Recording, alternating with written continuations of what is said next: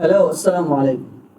In the past video, we discussed how we can use code expressions to dynamically modify our data while sending messages or updating any actions in our applications.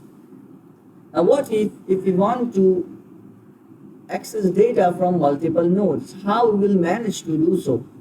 Will the only code expression .json $JSON.biology will suffice us for all the nodes, or that we will have to opt for a different strategy? The answer is that there is a minor modification in the code expression that allows you to take the data from all the nodes that are connecting to the current node. So currently the input of this node is from the get rows in sheet node and the sample data node. So the JSON value is taking the value from the first one. Okay, but if I want to get the value from the sample data too, then I will have to use another expression, and that is what I am going to tell you. The sample data accession.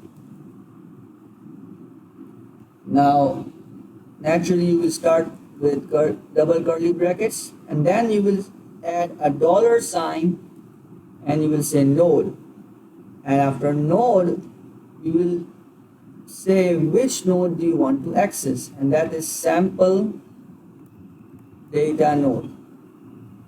After you have accessed it, then you can go for the usual JSON code expression that we are using in the past,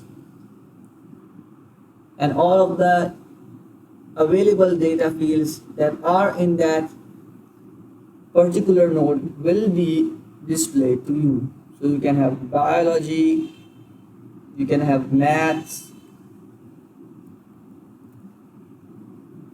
all of them one by one displayed in this data. Okay, so we have here math and physics.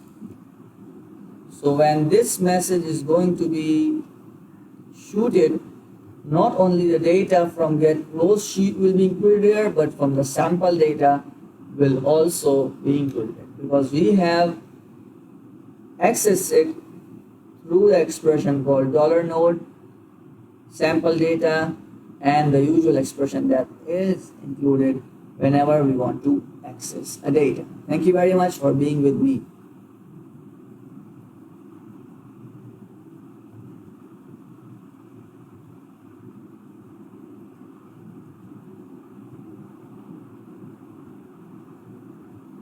Let's execute also this so we are relaxed that our code is working. And hooray, 4 messages have been sent to send is 01 on the Slack. Thank you very much.